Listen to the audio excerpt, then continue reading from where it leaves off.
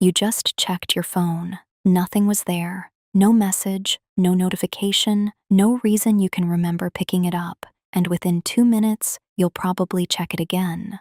This isn't a habit, it's not even really a choice. It's one of the most precisely engineered behavioral loops in human history, and it's running inside you right now without your permission. Start with what actually happens in your brain the moment a notification arrives, not what you think happens, what actually happens at the neurological level. Neuroscientist Wolfram Schultz spent years studying dopamine neurons in the brains of primates, and he found something that changed how scientists understand reward entirely. Dopamine, the chemical most people associate with pleasure, doesn't spike when you receive a reward. It spikes in anticipation of a possible reward. The uncertainty is the trigger. The maybe is what your brain finds irresistible, not the thing itself. This is why the sound of a notification hits differently than the notification itself. Your brain doesn't know yet what's there. It could be nothing. It could be the message you've been waiting for. It could be something embarrassing or something wonderful or something that changes your day. In that half second before you look, your dopamine system lights up with the full force of possibility. And then you look. And usually it's nothing much. And the dopamine drops. So you wait. And 30 seconds later, the system asks, "But what if something arrived since then?" This is the same mechanism that makes slot machines the most addictive gambling device ever invented. B.F. Skinner, the psychologist behind operant conditioning research, demonstrated something in the 1950s that engineers at tech companies would eventually weaponize. Variable ratio reinforcement is the most powerful behavioral conditioning schedule that exists. When a reward arrives unpredictably, sometimes on the first pull, sometimes on the 50th, sometimes never, the behavior that produces the chance at a reward becomes almost impossible to extinguish. Predictable rewards are boring. Unpredictable ones are compulsive. Your phone runs on variable ratio reinforcement. Every time you check it, you might get something meaningful, a reply you've been waiting for, a piece of news that matters, a moment of connection. Or you might get nothing, and your brain can't tell in advance which it will be, so it keeps asking you to check.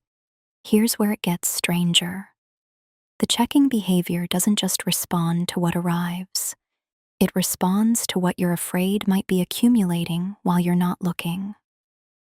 Psychologist Larry Rosen, who has studied the relationship between technology and anxiety extensively, found that smartphone users experience a measurable spike in anxiety when they can't access their phones, even in situations where they know nothing important is happening.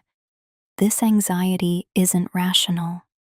It doesn't care that it's Sunday afternoon or that you told everyone you'd be unreachable. It fires anyway, because the monitoring system underneath it doesn't evaluate likelihood. It evaluates uncertainty. And uncertainty, to your brain, is always worth resolving as quickly as possible. This connects to something much older than smartphones. For most of human existence, ignoring signals from your environment was dangerous. A sound in the undergrowth, a shift in the behavior of the animals nearby, a silence that meant something had changed. Brains that dismissed these signals without checking, that stayed put instead of looking, occasionally paid a serious price. Over hundreds of thousands of years, the nervous system developed a strong preference for resolving uncertainty rather than tolerating it.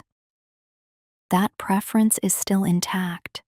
It just now applies to a small glowing rectangle rather than to the savanna horizon. What makes this particular loop so difficult to break is that the app designers knew about all of this. This wasn't an accidental feature of social media and messaging apps.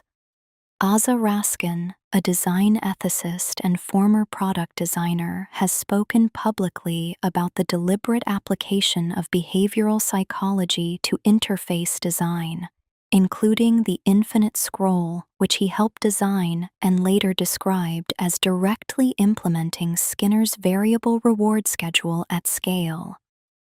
The same logic applies to notification badges, red dots, message previews that cut off at exactly the right moment to leave you uncertain about what comes next.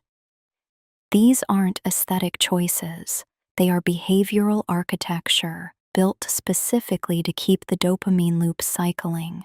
So when you pick up your phone for no reason and find nothing, you're not experiencing a personal failure of willpower. You're experiencing the precise intended outcome of design decisions made by teams of engineers who understood your nervous system better than you did and built the product to exploit it. That reframe matters because most people who struggle with compulsive phone checking blame themselves. They make rules. They put the phone in another room. They feel guilty when they pick it up again an hour later. But the problem isn't discipline. The problem is that the loop was designed to be stronger than discipline.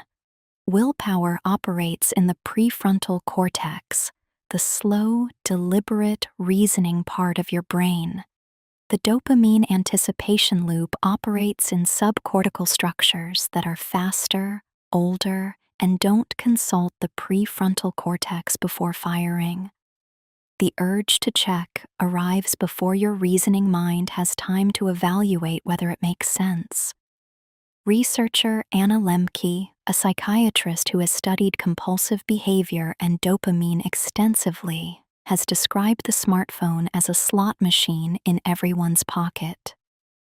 Her research on the neuroscience of dopamine and desire points to something important.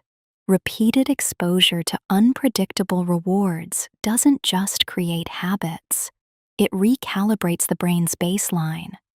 Over time, constant variable stimulation raises the threshold for what feels interesting, satisfying, or worth paying attention to. Activities that don't produce the same unpredictable reward cycle, reading a book, having a long conversation, sitting with a single thought, start to feel flat in comparison. Not because they are less valuable, but because your dopamine system has been tuned to expect a faster refresh rate. This is what people mean when they describe feeling unable to focus or finding everything else slightly boring by comparison, even things they used to love. It isn't a character problem. It's a recalibrated reward system, and the recalibration happened so gradually that most people didn't notice it happening. There's a particular moment this shows up most clearly. You pick up your phone with a specific intention to check one thing, send one message, look up one piece of information, and then 5 minutes later, you're somewhere else entirely, having no memory of the sequence of taps that took you there. This isn't distraction in the ordinary sense. It's more like the behavioral version of a path of least resistance. Each interface element designed to pull your attention to the next thing before you've fully decided whether you wanted it. The urge to check when nothing has arrived is the baseline state of a brain that has learned to expect stimulation from the device in its hand. The checking isn't looking for something specific. It's asking a more general question your brain has learned to ask on a short cycle. Has anything changed? Is there anything new?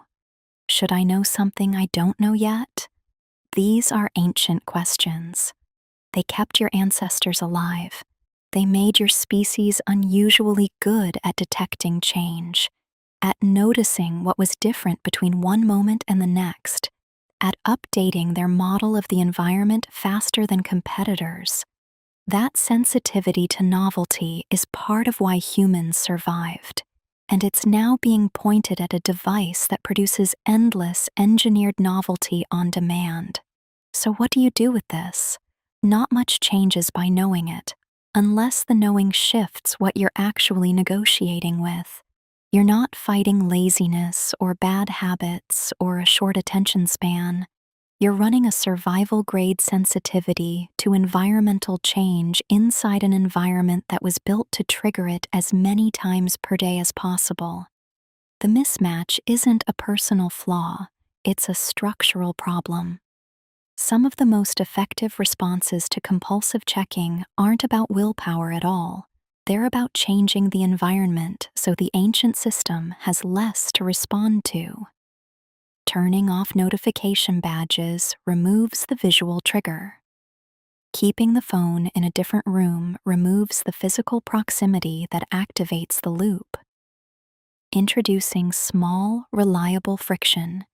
Anything that means checking requires one more deliberate step.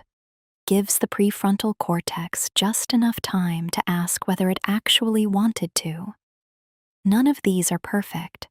The loop doesn't disappear, but it needs fuel to keep cycling, and removing small amounts of fuel from a system running on variable rewards can have disproportionate effects.